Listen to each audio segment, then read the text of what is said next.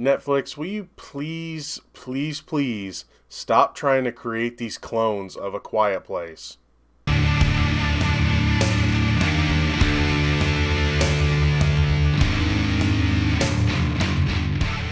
Hey everybody, what's going on? Today we're going to be talking about a terrible movie.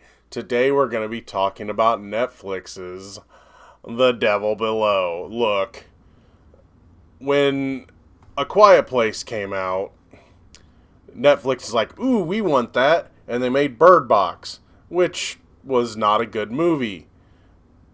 And now we have a sequel to A Quiet Place, and Netflix says, ooh, we want that, and they give us something. I didn't think that could happen. They gave us something worse than Bird Box. They gave us The Devil Below. Look, this movie is not good, and I'm going to spoil it. So if you really don't want anything spoiled, please just take my warning anyway and don't watch it. Even for free, you'll be wanting your time and money back. It's just not a good movie. I don't recommend it at all. There's really no redeeming qualities. I'm upset with this movie because it wasted Will Patton. I love Will Patton, and I want to see Will Patton in good movies.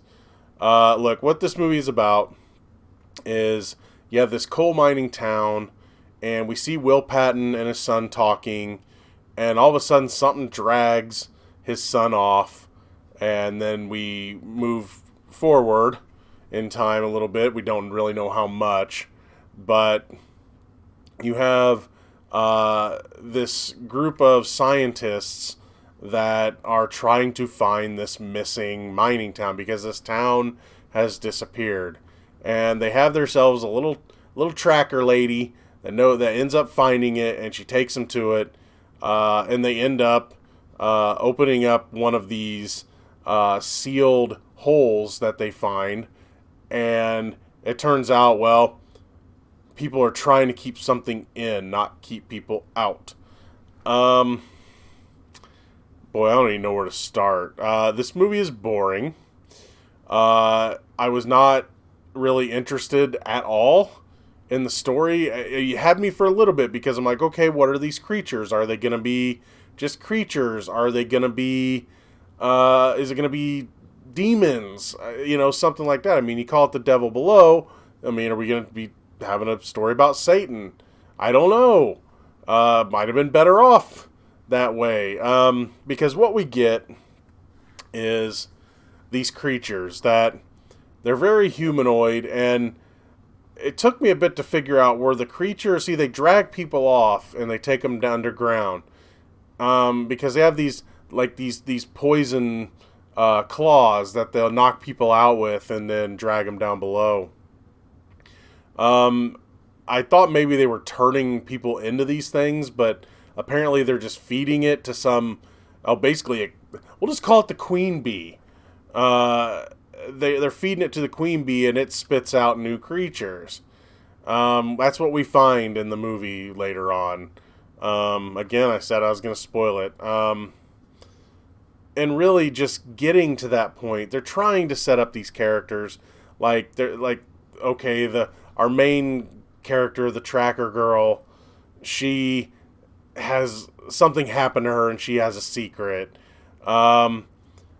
We have each of these scientists, and it seems like one or more of them have their own secrets, and it's just like, I don't care. You really want one of them to die, because he's kind of a douche, and he's hiding something, and he's the one that, of course, him wanting to go there gets everyone killed, pretty much. But of course, he gets to make the noble sacrifice at the end, which I hated. Look, there's not much to say. The jump scares, boring. The creatures, with the creatures, okay, I don't think they look terrible. They're very generic, but they could have been way better. But here's the thing. You would think when they meet some of the people, after they know the creatures exist, the people would tell them, the people that are guarding this town, that are trying to keep the creatures in. You would think they'd go, by the way, they're drawn to your noise, right? Oh no, they don't tell them that until they're being chased. It's like, by the way, don't yell or scream because they're drawn to your noise. Because they're like, you got guns, shoot them. It's like, but they're drawn to the noise. And then I'm like, oh, you're trying to do a Quiet Place again, aren't you? Man, I didn't think it'd get any worse than Bird Box. But this movie, the acting's not very good. Again, you got Will Patton. Will Patton's good because Will Patton's good in anything he does. The rest of the acting in this, not real good. The action in this, when it happens, not real good.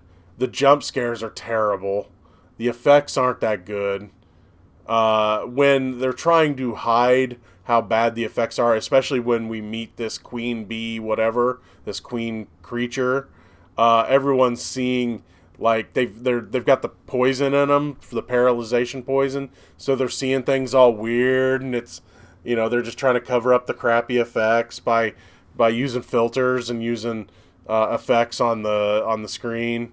So yeah, look, this movie was trending on Netflix, and it's like, oh, this, I could tell just by looking at a couple pictures. I'm like, I didn't even see the creatures in the picture. I'm like, this isn't going to be good. I know this isn't going to be good. People are still just wanting something to watch. I've seen 2 movies today. I've seen this, and I've seen the Hitman's Wife's Bodyguard. And though I didn't like that movie very much, I would recommend it 5 million times over this pile. Again, you have a movie that wastes Will Patton. That's an instant minus for me.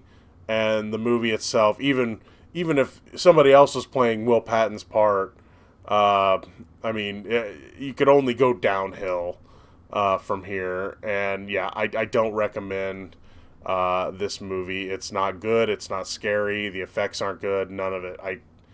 I liked nothing about The Devil Below. I can't recommend it. Please, for all of our sanity, do not watch it.